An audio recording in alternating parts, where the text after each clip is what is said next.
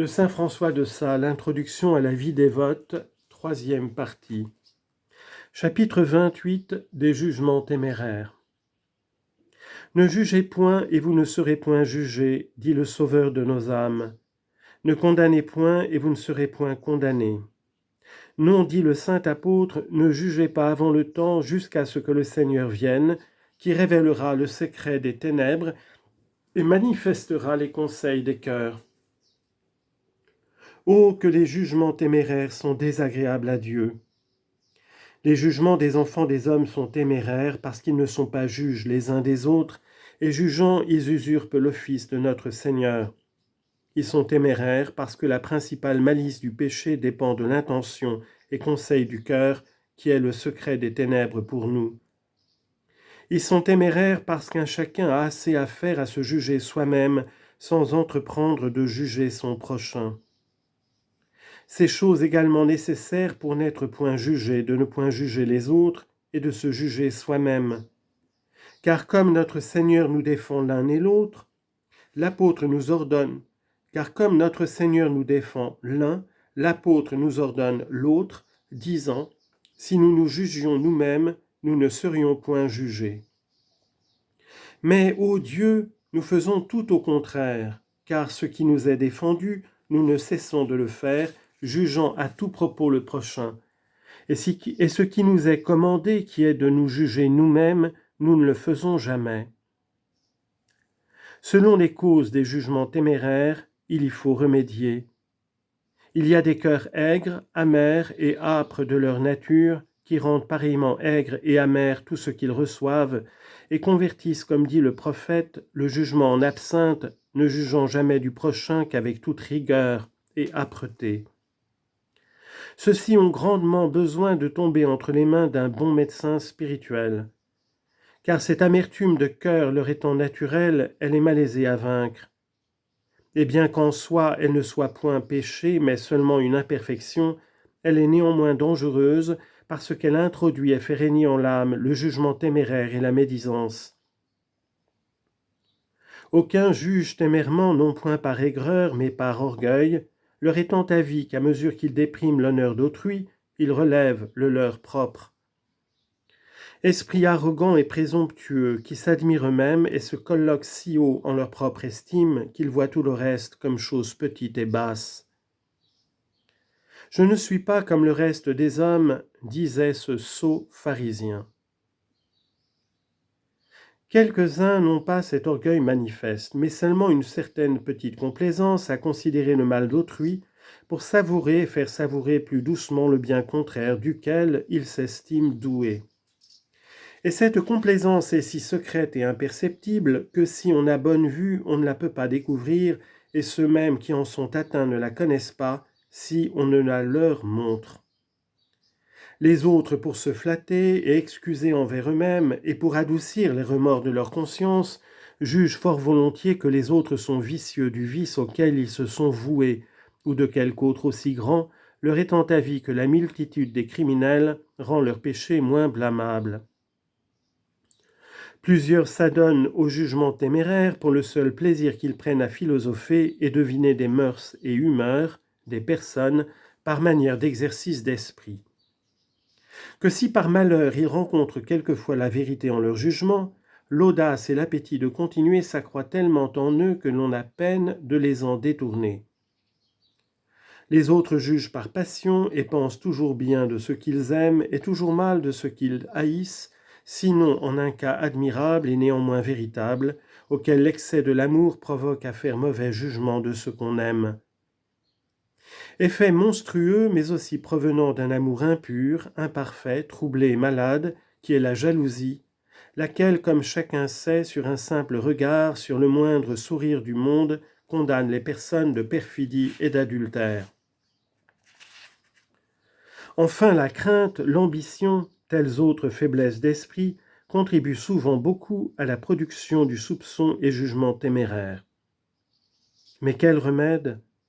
Ceux qui boivent le suc de l'herbe Ophiusa d'Éthiopie, cuit de partout voir des serpents et choses effroyables. Ceux qui ont avalé l'orgueil, l'envie, l'ambition, la haine, ne voient rien qu'ils ne trouvent mauvais et blâmable.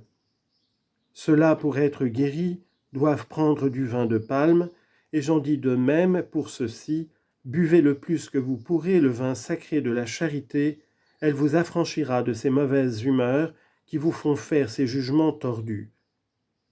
La charité craint de rencontrer le mal, tant s'en faut qu'elle l'aille chercher, et quand elle le rencontre, elle en détourne sa face et le dissimule. Mais elle ferme ses yeux avant que de le voir au premier bruit qu'elle en aperçoit, et puis croit par une sainte simplicité que ce n'était pas le mal, mais seulement l'ombre ou quelque fantôme du mal. Que si par force elle reconnaît que c'est lui-même, elle s'en détourne tout incontinent et tâche d'en oublier la figure. La charité est le grand remède à tout maux, mais spécialement pour celui-ci. Toutes choses paraissent jaunes aux yeux des ictériques et qui ont la grande jaunisse. L'on dit que pour les guérir de ce mal, il leur faut faire porter de l'éclair sous la plante de leurs pieds. Certes, ce péché de jugement téméraire est une jaunisse spirituelle qui fait paraître toutes choses mauvaises aux yeux de ceux qui en sont atteints. Mais qui en veut guérir, il faut qu'il mette les remèdes non aux yeux mais à l'entendement, mais aux affections qui sont les pieds de l'âme. Si vos affections sont douces, votre jugement sera doux. Si elles sont charitables, votre jugement le sera de même. Je vous présente 3 exemples admirables. Isaac avait dit que Rebecca était sa sœur.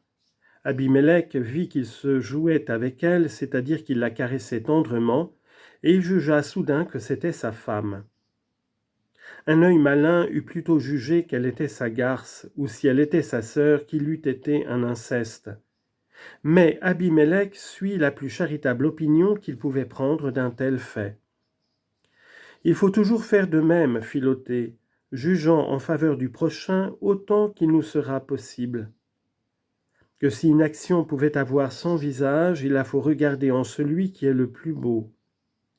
Notre-Dame était grosse, Saint Joseph le voyait clairement, mais parce que, d'autre côté, il la voyait toute sainte, toute pure, toute angélique, il ne peut on que croire qu'elle eût pris sa grossesse contre son devoir, si qu'il se résolvait en la laissant d'en laisser le jugement à Dieu, quoique l'argument fût violent pour lui faire concevoir mauvaise opinion de cette Vierge, si ne voulut-il jamais l'en juger.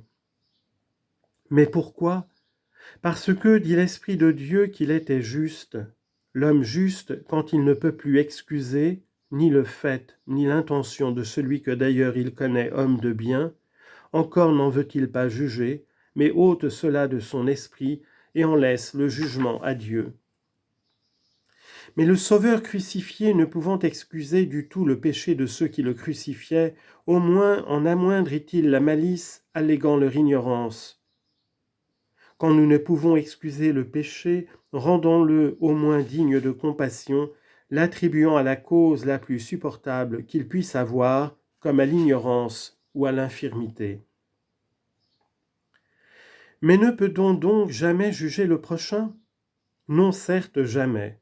C'est Dieu, Philothée, qui juge les criminels en justice. Il est vrai qu'il se sert de la voix des magistrats pour se rendre intelligible à nos oreilles. Ils sont ses truchements et interprètes et ne doivent rien prononcer que ce qu'ils ont appris de lui comme étant ses oracles. Que s'ils font autrement, suivant leur propre passion, alors c'est vraiment eux qui jugent et qui par conséquent seront jugés. Car il est défendu aux hommes, en qualité d'hommes, de juger les autres.